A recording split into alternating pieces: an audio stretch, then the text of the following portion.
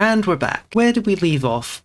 Last time we actually formed the Kingdom of Britannia. For some reason, our name has changed to Great Britain, unfortunately, because for some reason our court language has defaulted back to English.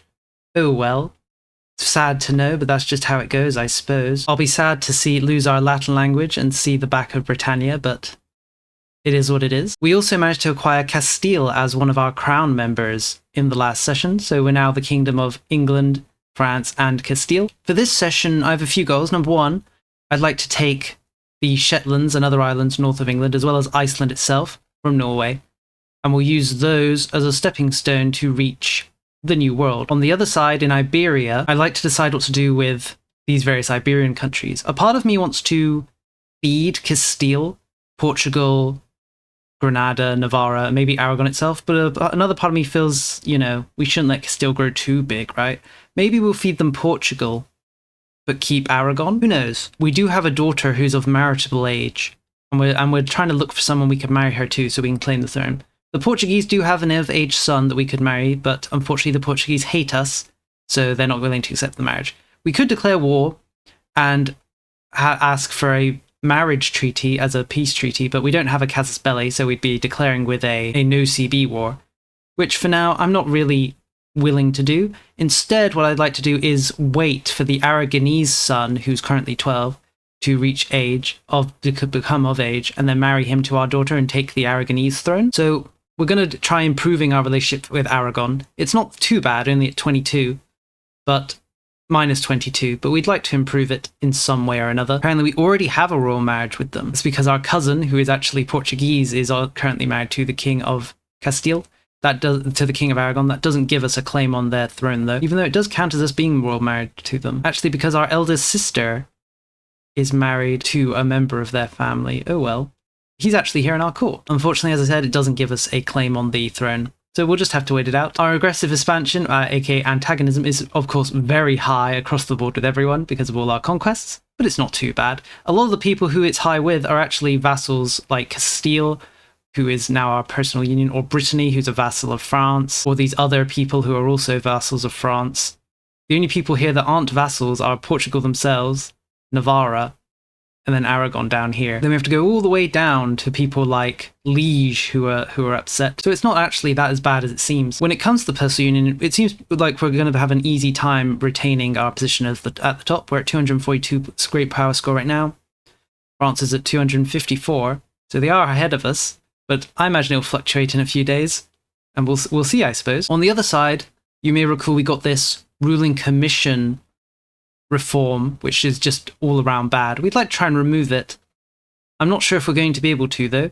One of the requirements is that we have our legitimacy below 75, so we're going to try and do that today. In fact, we'll do it right now. Let's hand out a few privileges to reduce our legitimacy. We're going to hand out treasury rights to the burghers. This gives us tax efficiency plus 10. Tax efficiency is really good, so there's no reason not to do it. And all it costs us is some max tax for the burghers, which isn't too bad.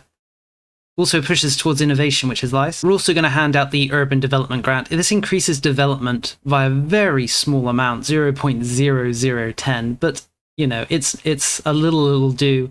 The main benefit to this is the push towards innovation, which is a 0.10, so we'll grab that. Now you can see that we now are meeting the requirements to remove the Royal Commission, but we still can't remove the Royal Commission due to one or more blockers.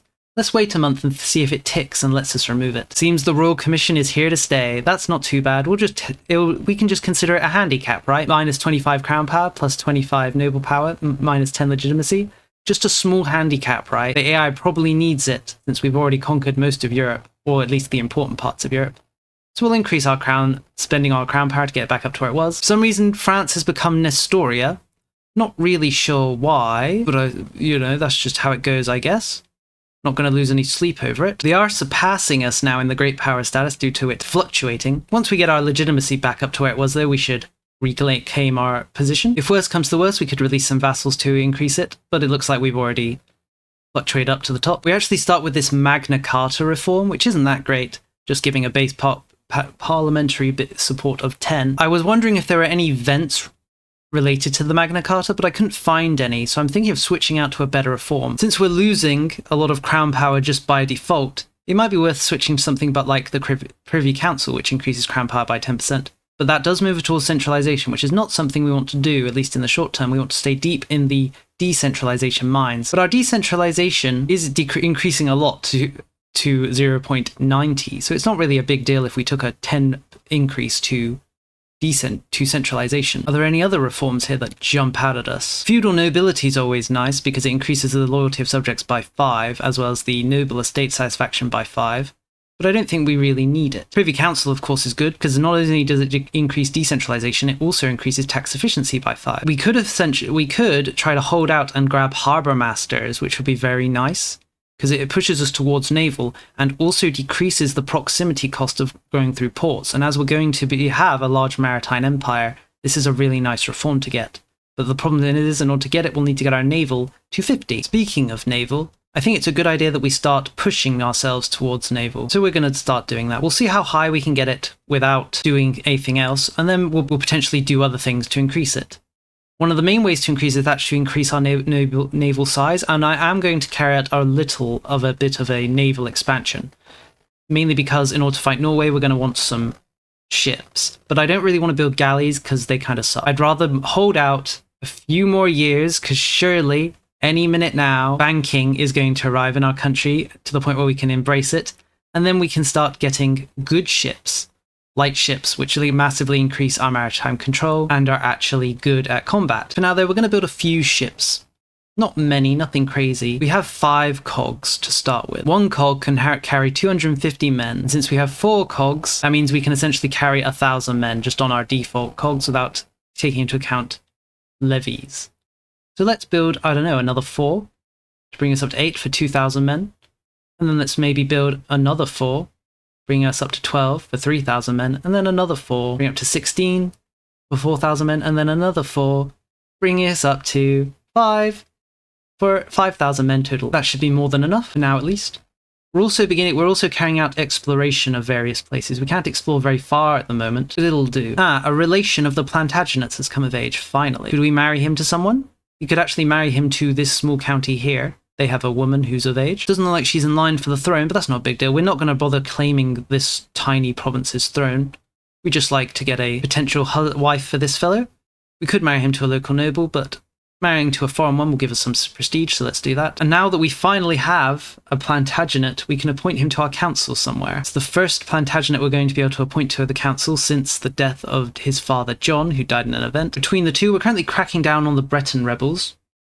Do we need to keep cracking down on them? They're a little rebellious. Have we actually cored all of Brittany? Looks like it. So we don't. It's not the problem that it's not cored. They're just rebellious because they're Bretons. It's what they do. We'll need to increase satisfaction in the province somehow to make the people less willing to rebel. Who's the most unhappy here? The people that are raising the flag in rebellion are actually the nobles. But what's making them unhappy? The fact that they're integrated. Apparently it's just because the lords are unhappy at the moment. Are the lords unhappy? Yeah, they're very unhappy. Must have been a few negative events. So we'll not really worry about that for now. We'll appoint Sir Edward here. We might actually make him... Yes, our current heir is only 3, so we'll have him join a chivalry order and have him join the Hungarian one, because the Hungarian one's good. It increases his military ability by 15, and then we'll assign him somewhere. His naval score is highest, so we'll appoint him to the position that is currently increasing our social value towards navy. Since he's a member of our family, he'll actually increase our crown power, which is definitely nice. In fact, we're going to go all the way, since he's so young. We'll need to wait a little bit to accumulate the 300 gold. But then we're going to appoint him the head of the cabinet, which will increase the efficiency of the cabinet by 25%. Time for us to do a parliamentary session. We won't do it in London because that will increase control. And that's not centralization, and that's not what we want to do. So we'll do it somewhere else, like Leon. So what should we do? What are our options? We could increase ties to neighbours. Unfortunately, this isn't going to increase our relationship with anyone of note, mainly just our vassals. But it will give us 5 diplomats and 2 diplomatic relation, which is nice. We could just bolster the government. This will give us a bit of crown power. 20% for a year or so. Also increase our monthly legitimacy by 1 for the duration of the parliament, which is nice. Anything else that jumps out at us here? Not really. I think we'll just go with bolstering the government. We'll lessen the levy requirements for the nobles to put us into the green. It's not like we're going to raise any levies important in the short term. Then we're going to fabricate a claim using this on Norway. We're going to claim... It seems that Norway's released a lot of these guys as vassals. Could we claim Iceland itself. Yes, we could fabricate a claim on just Iceland, so let's do that. Let's fabricate a claim on their most populous province. Norway is actually currently in a civil war. Should we jump them immediately? We can't declare war on Norway, but we can declare war on their vassal, can't we? Yes. So Sweden would join because they're in a union, but so would Castile and France. And surely those two on their own, without any support from us, should just be able to win the war, right? Let's just do it. Things go pear-shaped, that's not a big deal. We'll raise our navy levies and our military levies. We're not going to necessarily do anything though. We'll see how the French and the Castilians do. Maybe they can just win the war for us. We don't really want to bring over our actual soldiers from our main army, so we'll leave them behind. This can be a levy-only war. Looks like the French vassals are sending over soldiers. Let's hear how they do. Looks like they got intercepted by the Norwegian Navy. What does the Norwegian Navy look like? They've got 6 galleys. That's probably going to be a problem. We only have 1 galley. If we can avoid them, it shouldn't be an issue though. Do the French have any ships? Aquitaine's got 1 galley. Lotharingia, or Lothier, has 4 galleys. That's quite a lot. Ah, there's the French. They've got 4 galleys as well. Shouldn't be a problem. We'll try and avoid them though. We don't necessarily need to fight them because the casus belli is not on Norway itself, but on its vassal. Let's avoid appointing a general for the moment. How many people can we currently get on our ships? 5,000 apparently. Maybe not even 5,000. I think everyone's struggling to understand how many people actually get on ships at the moment. Let's move our army up to the north. Can we actually walk to Orkney? Doesn't like it, no. There shouldn't be that many soldiers on it. So let's bring up our army. Oh, it looks like Normandy already had the right idea and has landed their army in Orkney to take it. How nice of them. Whoa, the Norwegian Navy has intercepted us. This is the 6 galleys, I believe, the Norwegians have. Even though we heavily outnumber them, we've only got 1 galley to ourselves. So let's run away. We'll leave the Normandians to continue the fight. The French seem to have gotten stuck over here. But now they're transporting their army over. The Normans have managed to take another island. We failed our parliamentary issue, but that was honestly expected. Before I continue though, that may actually make the Aragonese son a favoured character so I can keep an eye on him. Let's take a look at the peace treaty. What would we need to get? Well, we can't take any land because we need to actually occupy stuff first. Apparently we can't take anything until we occupy South Farthing. So I suppose we'll see how it goes. Looks like the Normans are going to do it without our involvement. They're transporting their army over to Iceland. We'll bring over our 300 men. We were able to get onto a ship over to Iceland as well. Ooh, apparently it's severe winter in these provinces, so we can't actually land our army. Isn't that unfortunate? We'll have to land a little bit away from where we might normally want to. Normans have successfully occupied the territory. How many soldiers does Iceland have? Only 800. Shouldn't be that big of a deal. Honestly, I probably don't even need to be here. The Norwegians should be able to just win it on their own. Not Norwegians, the Normans. We'll just follow along. I was a little concerned there, but it seems the French are actually turning over control of the land to us, which is what we want. There is a fort here in Iceland that we'll need to claim in Reykjavik. Is it in Reykjavik? Yes, it is. But the actual capital isn't. With that in mind, we could occupy the capital and leave Reykjavik for the moment. How goes the war elsewhere? Not well, it seems. French are seeming to have trouble with their armies. Look at them. Ah, another daughter has come of age. Is there anyone of note who's willing to marry her? Duchy of Bourbon, apparently. But they're a French vassal, so it doesn't really matter. We're getting these rank country margraves happening. This is the problem with updating the game. We are still on patch 1.9, but we did upgrade from the 1.9 beta, the 1.8 beta even, so we're going to have a few problems, I imagine. Does anyone else have a child who's of age? Did this guy go off and get married? He didn't. Our navy actually got intercepted by the Norwegians and nearly got it completely annihilated. So we're not going to be able to transport any soldiers over to Norway for the moment, but it's not the end of the world. Luckily, the Normans are sticking to us, and we managed to wipe the army of the Icelandic. Let's appoint a general with a high admin in the hopes that we can siege down Reykjavik quickly. French still trapped in Holland, looks like it. I wonder if I asked for access through these territories, whether the French would also get access? I don't know. I don't really want to give them money to get access. Oh, wait a minute. Despite the fact the Portuguese hate us, they're willing to marry their son to our daughter. Well, isn't that nice? I suppose we'll just wait for the claim to roll in. Since we have another daughter, we'll also try and marry her to this Aragonese man when he comes of age. Ah, the Lollard heresy has formed. We're not going to switch to Lollardism, so there's not much reason for us to do anything other than kill them all, I think, and it would make everyone hate us if we did tolerate them. I'm not sure if there's any real benefit to tolerating them unless we plan to convert, so I think we'll just kill them. Before we do, though, I would like to spawn Anglicanism at some point, and I'm just curious whether tolerating the Lollards would help with it. I suppose it would trigger the reformations sooner, but we do need to wait until the year like 15 something before we can spawn Anglicanism, so I think we won't concern ourselves. Let's just kill them all. We are dying of starvation out here in Reykjavik, because we're so far away from the food networks. But if we could just take the fort before we starve, then everything would be good. Wow, we managed to take Reykjavik, huzzah. Now if we could just take the final province here up in Iceland, then we can basically just sit back until we win the war. There we go. We'll tell the Normans they don't have to attach to us anymore and they can do what they want to do. There's nothing else left here to take, is there? We're actually going to disband these guys up here because they're just going to die to the lack of food. And there we go. Iceland is completely within our power. So now we're going to get ticking war score for claiming the war objective. Looks like Norway's already willing to peace out with a white peace. Let's see about what would we need to get them to accept this. Well, not too... We need to get our war score up to 10%, obviously. And then if we took the extra islands, that would only be 85 war score, and it wouldn't increase antagonism with that much with anybody of note. The real thing is getting our war score up. We need to get to Norway to do it. I suppose we could just wait for the passive increase from having the war goal. We'll need to keep an eye out though if the Swedish have landed in Iceland. That's going to make things a little more difficult if the Normans are just going to run away. Okay. Oh, wait a minute. French Navy went over. Looks like they scattered them. And now they're all heading to Norway. Oh, dear God. Bergen, no. I guess the Normans have landed there. Feels probably for the best. It looks like the Norwegians might be transporting soldiers over to Iceland, though. I saw them here for a moment, but then they vanished. Oh, well. As I expected, the Normans were not strong enough to defeat the Norwegians up there. There's actually about to be a rebellion of the Lords. I wasn't paying enough attention. Let's see how that goes. They're already very rebellious. In fact, let's demolish these forts up here, just so that when they do rebel, they won't gain control of them. It's not like we need these forts and castles. We'll keep the one in London, of course. We'll also get rid of the one in Brittany. The ones in Brittany. We're probably never going to need them. Who could possibly threaten us at this point? I wonder if we transitioned our cracking down onto the Lords, could we reduce their rebellion? Doesn't look like it. Oh well. It's not a big deal. Let's assign a general, and then we'll just crush them when they spawn. If they spawn. Oh, wait a minute. The war goal has reached over 10. So now we just need to wait to the war score to tick up, and then we should be able to peace out the Norwegians. We should be able to peace out Sweden as well, because they're not a vassal, they're a personal union. So if they grow unhappy, we'll be able to peace them out. Not sure why the Lords aren't rebelling, despite their rebelliousness being at 100. Could be bugged. These sort of things happen. The Castilians actually landed in Norway and got immediately annihilated. Fortunately, these guys are going to drag down our war exhaustion by throwing their lives away. The Swedish are pretty close to not wanting to be in the war. Oh, there we go. Sweden's out. With Sweden gone, it should be pretty easy to win this war now. Now, because it's just Norway and their vassals who are all occupied. Norway only has 4,000 men. A good landing by one of our allies that occupies a noteworthy location could definitely win it for us. Not really sure why the rebellion's not triggering. As I said, I think it may be bugged. Maybe we'll try and bribe the nobles to maybe reset the rebellion.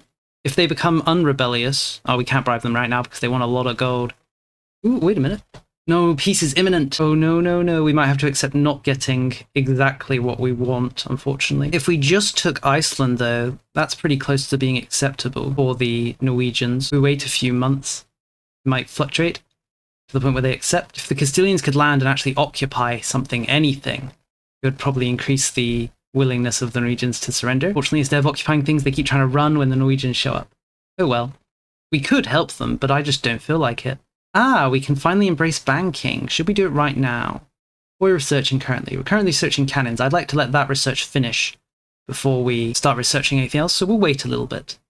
New parliamentary issue, what should we do? Forest exploration could be quite good. It will increase the RGO level in certain provinces. The problem is, in order to see those provinces, I have to actually click on them, which, well, at least I can see what good is there. There's wild game in this one, the Isle of Wight. There's also wild game, and in Throwbridge there's... Oh, they're all wild game. I thought that one of them wasn't. I guess they're all wild game. It would make sense because it's hunting grounds. We could also do gathering grounds, which would do clay, fish...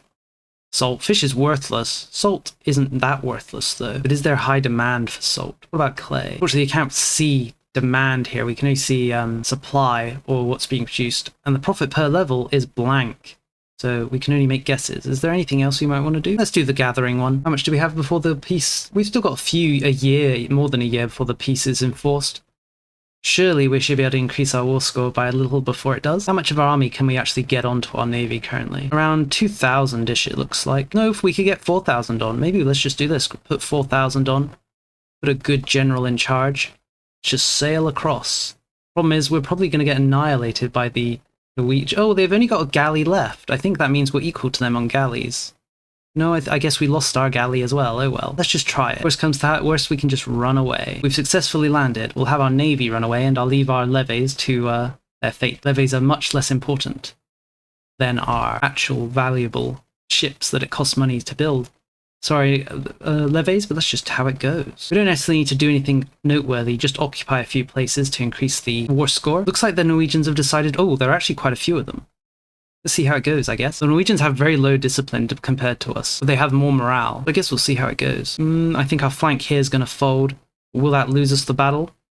It may well do. If we could break their center, though, I think we'd win. It's because there's very few guys on their flank. Most of their army is on this flank here. There goes the center, for them at least. Are our 400 men going to break against their 10 or so? Norwegians are built different after all. They did. I guess we're going to lose this battle. It's not a big deal, though. Only cost us 2 war score. And while we were doing that, the Norwegians actually, the Castilians actually landed. They're going to throw themselves against the Norwegians, which I don't think is the correct style of doing things.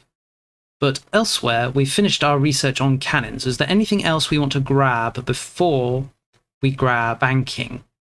Nothing necessarily jumping out at me. City costs and founding towns costs is definitely nice, but I'm not going to found anything. Maybe we should grab this local naval equilibrium. Let's do that. Equilibrium's always great. Now we're going to link up with us Castilians and us Englishmen for a joint fight with the Norwegians. Surely there's no way we'll lose this time. Nah, it doesn't like it. The great Castilian English alliance against the heinous Norwegians, as it should be. Truly the greatest threat Europe has ever experienced, these Norwegians. We'll send them back to wherever they came from. Now we'll split off, start sieging things down. Be nice if the Castilians siege down some noteworthy province or literally anything. Another member of the Plantagenets has come of age. We'll marry him to somebody. This Henningberg lady would be nice. And now we can appoint someone else to our cabinet. Let's appoint him. He's not that good, but we care more about the fact that he is a member of our dynasty, which will increase our crown power. No, he's very close to wanting to peace out. What about if we take the islands as well? Taking the islands is definitely going to make this harder, but I think we'll try and take them either way. Now that we've actually taken the coast, our allies / personal unions / vassals are actually managing to land in a more effective manner. This war's pretty much over now.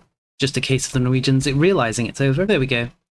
We're just on the cusp of winning, so we'll just take these provinces without much worry. Normally, I'd consider just releasing these provinces and locations as vassals, but we kind of want to keep a hold of them because we're planning to use them as stepping stones for our colonizing of the new world.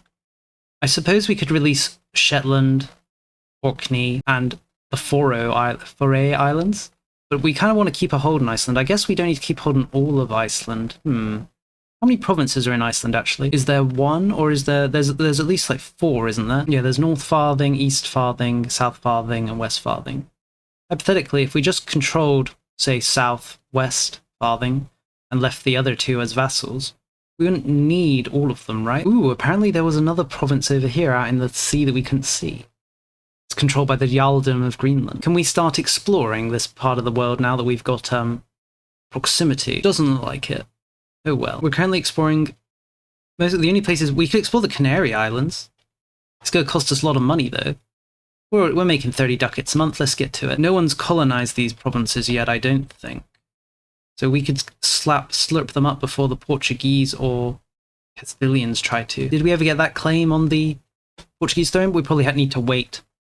We can't actually declare war now because our lords... Oh, here we go. Finally. The lords finally rebelled. The first war against the British nobles. It's only us versus them at the moment, but there's only around 600 of them. And we have our standing army, so it should be a simple affair. Oh, because our friend Castile has decided to join, and France. So the nobles don't control anything outside of England, so unless they transport their soldiers over, they're not going to be of that much help. But if they do transport their guys over, we should just win it. We're probably just going to win anyway. At least now we don't have to worry about trying to smash down the rebellion. Let's start integrating South Farthing, because that's the one that's probably going to be the most useful for colonizing. It's also the most populated one. Oh, I forgot to demolish a fort down in Truro. That's going to make things annoying. Looks like I also forgot to demolish a fort up here. Oh well. And I forgot to demolish a fort up here. We don't need any of these forts anymore. It's kind of nice to keep them around because they do create soldiers in the local provinces. But they do increase the nobles' power here, and we don't really want to increase the nobles' power. I mean, they're rebelling as it is. Let's start working on... Oh, there's actually 2 forts in Cornwall? How did I miss these? Oh, no, no, no. We should actually bring our navy around. That could help as well. May have been a poor idea to demolish the fort that up there that was under our control. We could have let the enemy siege it and waste their time. Oh well. Right, I think it's time. We're going to embrace banking. It's going to cost us 500 gold and 34 stability, but that's a small price to pay. Then we're going to immediately go for banking. And from there, we're going to go down to merchants and trade, then to docks. Docks are very good. We definitely want them. And then we're going to get the first light ship. I guess we'll leave that there. Now, we're going to go for standardization of coins and then to bureaucracy, because this gives us a new law. We can choose between centralized bureaucracy or decentralized bureaucracy. Decentralized bureaucracy is pretty good because it gives you one of the few sources of monthly prosperity, as well as increasing our decentralization. Counting house is also pretty good. This guy will help us counteract the effect of those Stanley courts in Cornwall. And then we'll wait until we get to that point before we sort of think about further research. We could actually embrace the Renaissance right now, but I'd like to hold off. There's not much point in embracing it immediately if we're not going to research it immediately. Oh, the nobles have surrendered. Well, that makes things nice and easy. Just disband all the levies, back to as it were. This time, let's make sure to demolish all these forts. We don't need them, so there's not much point keeping them around. We don't really want to increase noble power in these various places. Do we want the soldiers, though? Do they not? Yeah, they definitely create soldiers. But is there a reason for us to want to bother with soldiers? Not really. Soldiers increase the defensibility of the province they're in based on their literacy, and they do like goods like weapons, but I think we're going to demolish them. We'll keep our fort in London, of course. At this point, it's just unlikely that we experience any naval invasions. Oh, I forgot to marry the Aragonese heir. Damn. Such a fool. Where's my daughter that was marriable? Maybe that was another one. Maybe it was a sister. Oh well. I guess I didn't have a daughter to marry anyway. My current daughter is 13. I'll have to think about marrying her to somebody when she comes of age. Once the current king of Portugal dies, we should get a claim on the Portuguese throne. So I guess we'll just hold out for that. Looks like we've discovered the Azores. Unfortunately, Castille's already here. I'm not sure if they start off colonizing it or whether they have to. Ah, another Plantagenet's come of age. We'll marry him to whoever we can. We're already full on slots to assign him, though. I guess we could put him in charge of our navy. That would help increase maritime presence in the area, as well as give us some more crown authority, which is always nice. We've reached the point where we can actually start thinking about integrating the members of our personal union. I'm going to vote for unified crowns, as long as the other two accept it. Looks like French are going to accept it. Even if the Castilians vote no, it's still going to pass, so we're not really that bothered about what they're going to choose. Our daughter has come of age. Is there anyone who we want to marry her to? Nobody's jumping out at us. Denmark's got a grandson who's 13. We could consider maybe marrying her to him and then taking the Danish throne. What about Bohemia? Bohemia's got a 2-year-old son, so he's not really an option. We could marry into the Hungarian family, but they just don't like us enough, which is too bad. I guess we'll start increasing our relationship with Hungary. It's already pretty high there. Right, we voted for unified crowns. It is now passed. We now need to choose. Do we begin annexing France immediately? We need to get our relationship to 190, but that's not going to be a big deal. It says it's going to take 700 years, but now in my experience, we can't trust this number. It usually isn't telling the whole truth. Now, let's begin the annexation. Would you like to fully annex Neustria? They will no longer be a nation on the map, but instead ruled directly by our local governors. He'll keep the population in check. It will take until June 1st, 2074 to fully annex Neustria. During this time, they will get a resist annexation casus belli on us. And we will get the following. Subject opinion -25. Local antagonistic change modifier -0.01 and monthly diplomats -10. As you can see, the large amount of rural settlements the French own is decreasing the time it takes to integrate them. We'll just see how it goes. One of the options we do have is to pass higher levels of centralization. For example, we've passed unification of crown, but we can now move up to swift integration, which will increase the annexation speed by 0.5, and then we'll go for rapid unification of crowns, which will increase it to 2. It also decreases the time that a personal union needs to be a personal union before they can be integrated. Another parliament. We're going to go for this fund farming estates one. Farming estates are always nice. The main thing that's slowing down this integration of France is our cultural tradition versus their cultural influence. Our cultural influence is 69, while their cultural tradition is 500. So there's not much we can really do to change things. We have passed the swifter laws, which has sped up the time by to 1,800 years. So now we're going to implement the highest level, the rapid, which will probably bring it closer to the 1,600 years. So around 200 years to integrate them, which isn't amazing, obviously.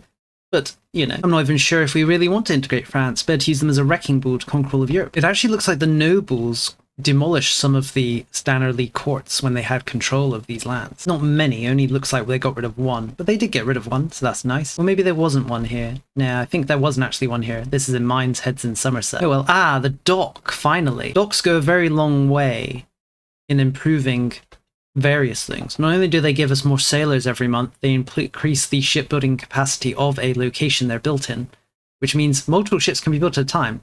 They also increase the harbour capacity, which means that the cost of control landing on the location is reduced. Let's build docks everywhere we can. Next up, our son has come of age. Stats aren't too bad. We'll send him to join the Hungarian Order as usual. Who should we marry him to? There's not really anybody of noteworthy internationally. I suppose we'll just marry him to the County of Berg's daughter. Our priority is mainly to get more children, not necessarily influential marriages with our son. We've also encouraged naval to the maximum it can be encouraged. I wish there was a notification for this to tell me that this has happened. Is there another societal value we should push for? Well, innovation's a good one, so I think we'll go with that one for now. I'm actually a little worried that the French are going to displace us as the leader of the British Union. So what I'm going to do is we're going to embrace the Renaissance, which will give us 10 great power score. That won't be enough for us to take first place though. So we're also going to release a few vassals to up our score even further. We're going to release the various islands in the north as a vassal. We're also going to release parts of Iceland, keep Southern Farthing for ourselves. Hopefully that's enough to increase our score to the point where we are no longer being eclipsed by the French. Need to wait a month to see it tick. Yes, we've retained our position.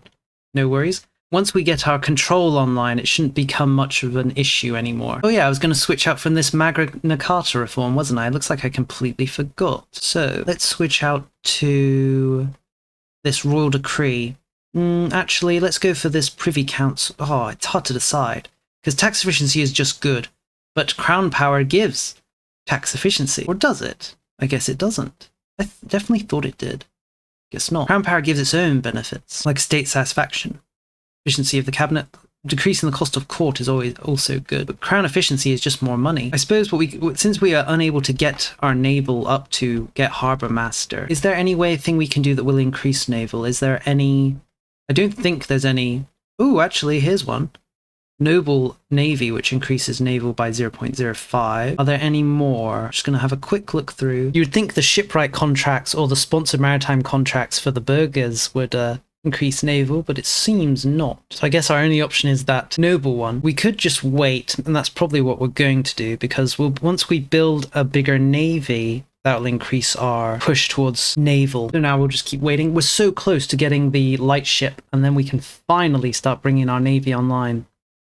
No one will be able to stop us. I was wondering why we had so much income. It's because we've explored everything we want to explore, which means we want to do more exploring. Oh god, France has declared war on Aragon. Apparently we had military access, so we lose 38 stability from the war declaration. What is the war being declared for? Just to prevent the annexation of subjects. Is Aragon integrating a subject? Or is Aragon the one who declared war? It looks like Aragon might be the one who declared war. Is this true? Can't be. Surely. Does Aragon even have any vassals? Why is the UI so hard to understand? I don't see any vassals for Aragon here. Is France integrating somebody? They're integrating Flanders, so maybe they're the vassal that Aragon declared war to stop? Why would Aragon do this, though? If they are the one who declared war. No, the defender is definitely Castile. The defender is definitely Aragon, not France. So France was the one declared war, but I don't see Aragon... Unless it's talking about a personal union member. Are they integrating these guys? I don't think they are. Whatever, who cares? We're not going to do anything. War, it involves us, but we don't need to contribute, really. Finally, we now have light ships. Feels good.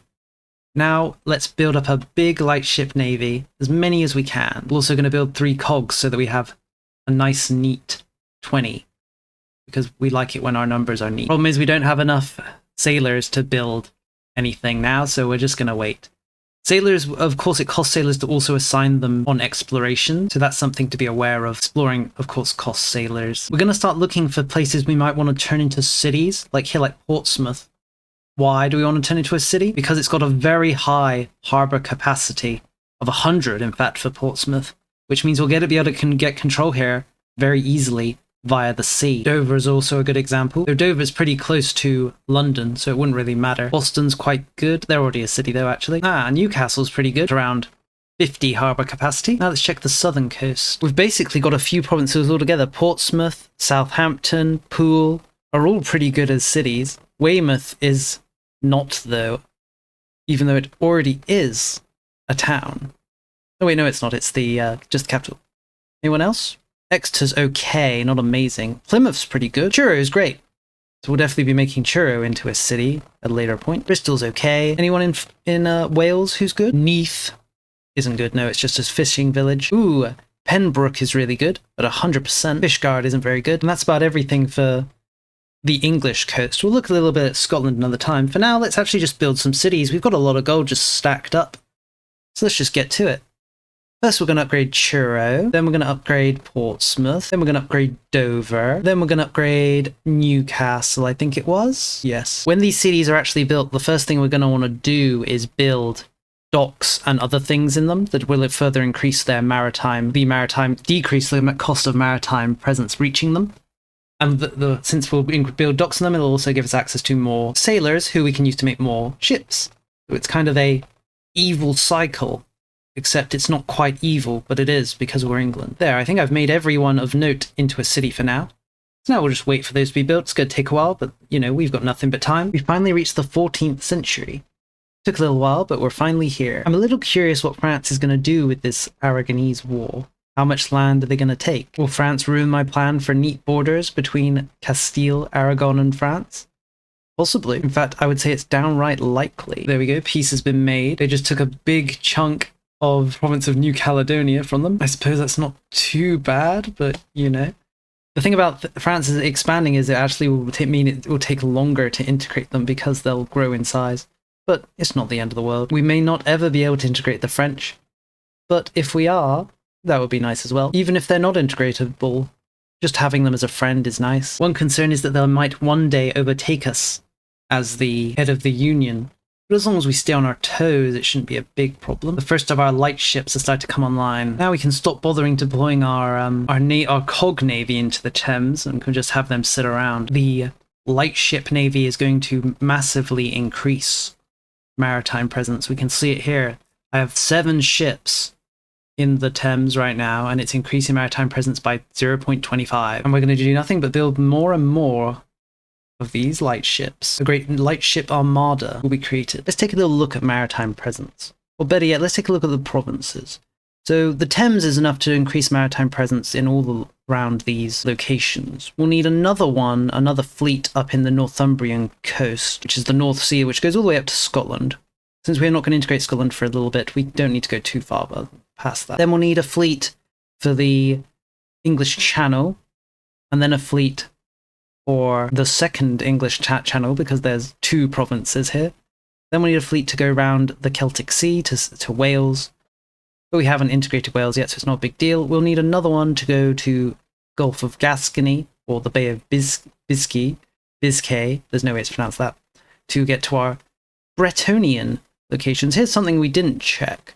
Are there any high harbour capacity locations in Brittany? Seems the highest one is this St. Malo. What about in the provinces we don't control? Brest is really good, but that's not surprising. Everyone knows Brest. Well, all these locations are actually really good. Kemper is also really good. We'll start turning St. Malo into a city or town. Since we did build a bunch of towns, we can also now start building buildings in them. An obvious building to build, first of all, is the dock. Hussitism has spawned. Ooh, well, it's not my problem. For now, at least. When it comes to the amount of ships I want in each location, we're going to aim for a nice, neat 20. And by location, I mean in the actual province. 20 should be more than enough to increase the maritime presence, and more importantly, to maintain it at 100 once we reach 100 in every location in the sea province. We could go over 20 and then divide the fleet up and transfer them around, but that's kind of tedious, so I prefer to just throw 20 down and then never think about them ever again. They'll reach 100 maritime presence eventually without much input from me, and I won't need to micromanage them. Alrighty.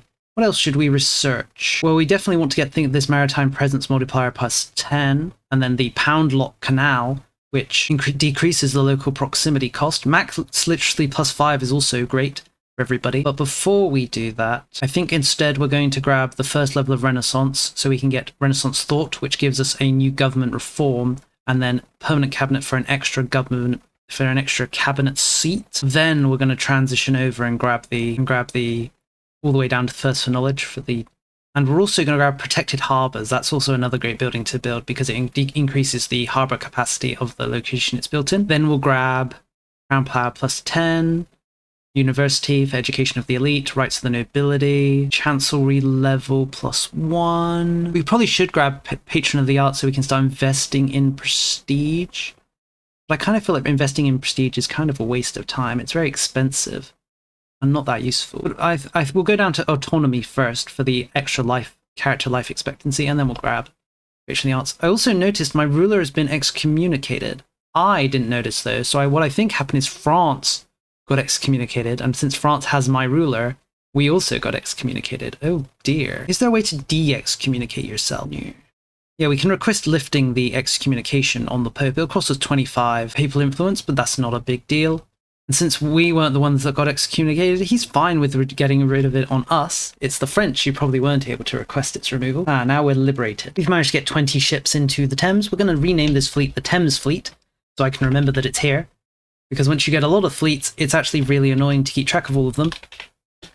So giving them names is a good idea. We'll call our existing navy with all our transports the Transport Navy.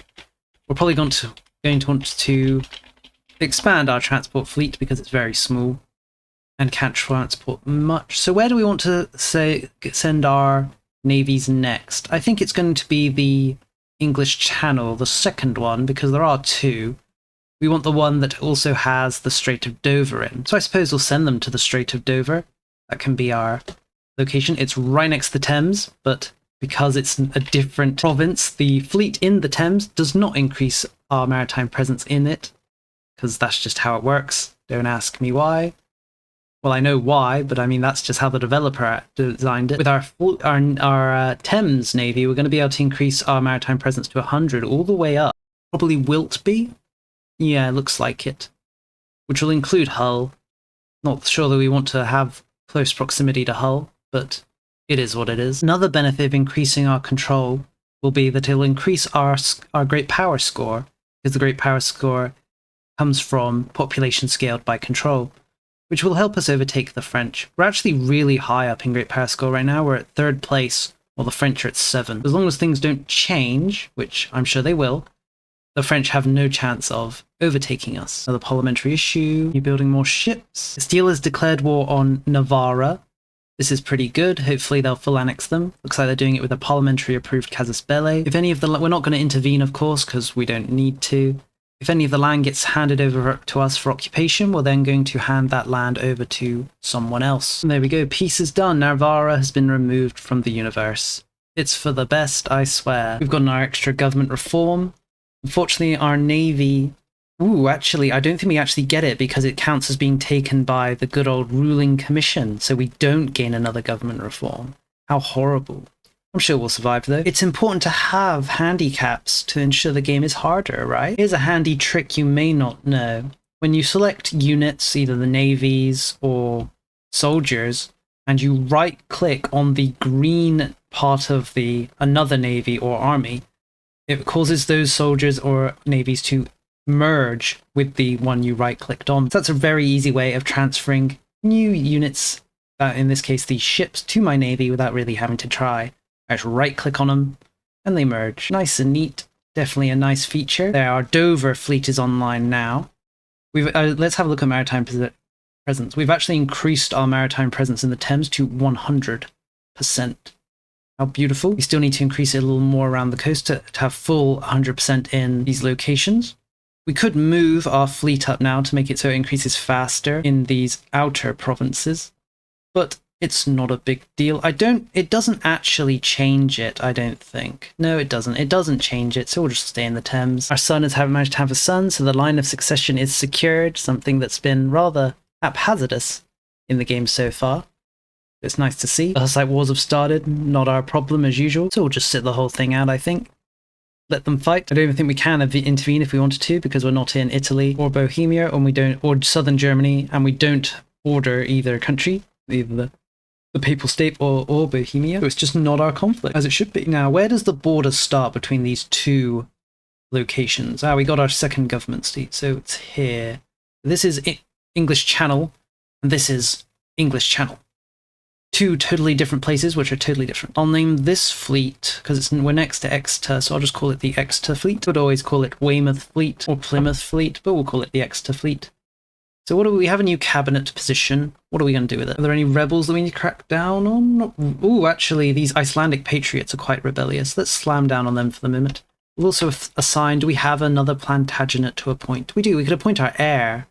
We want to appoint our heir. Yeah, it's not like he's doing anything else. We'll assign him. We're still just waiting on that Icelandic province to get integrated. One thing that I have noted is that Ireland is pretty much divided between two forces now. In the south are Pale, and in the north these Orial people. So it's probably about time that we intervene in the whole affair. We've actually already got a claim because one of our vassals, I think, has a claim on the location. So I think we're going to declare just right now, just declare war. We probably shouldn't even need to do anything. Our vassals should be able to handle it on their own. On that note, we've reached as far as we can on innovation, so we're going to start increasing humanism, actually.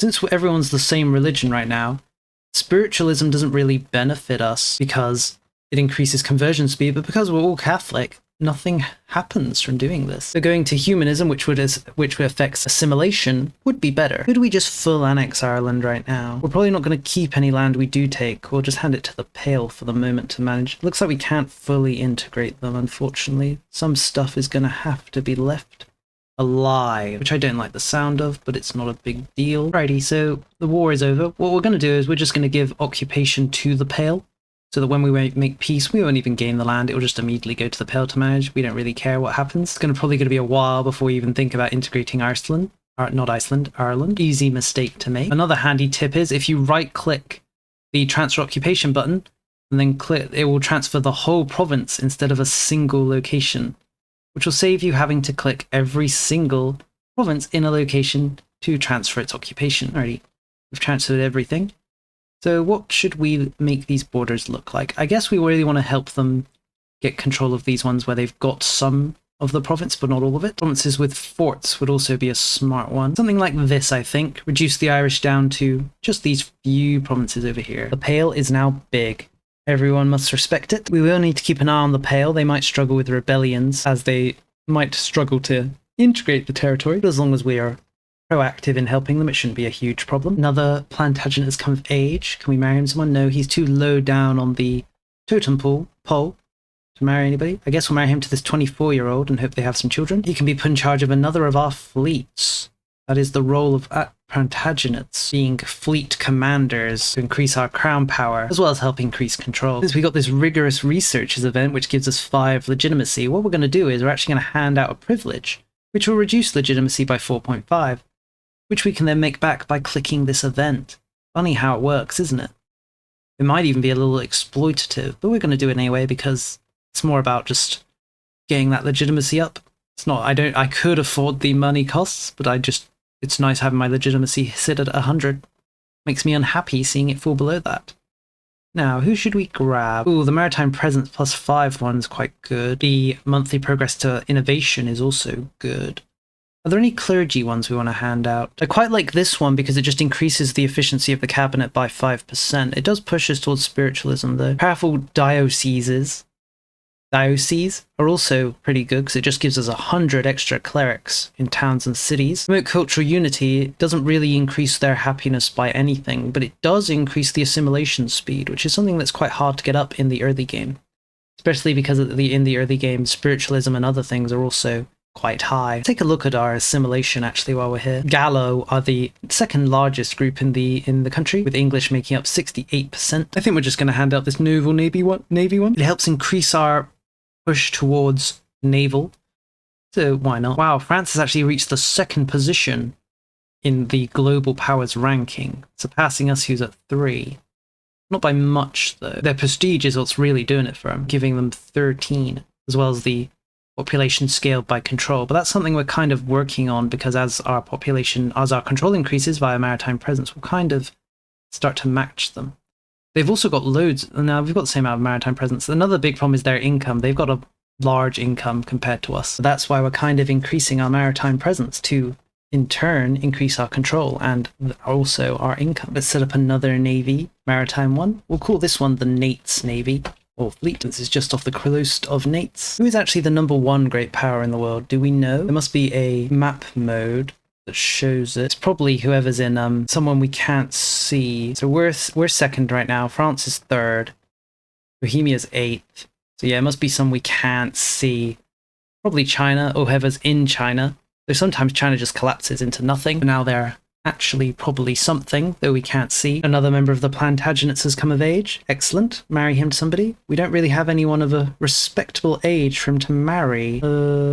We could marry him to a lowborn. It will reduce legitimacy by 5, but who cares? Expanding the Plantagenets is more important. We'll put him in charge of one of our navies, probably our Exeter one, further increase our crown power. The cost of maintaining our navy is actually becoming quite high now, but that's a good thing. It means we have a lot of ships. We've gone over our capacity, so we'll probably slow down on making ships once we reach 100. 100's good enough, surely. The Pound Lock Canal, another great building. Fortunately, we can only build it in London right now. Speaking of things we can build, bridges are also another great building.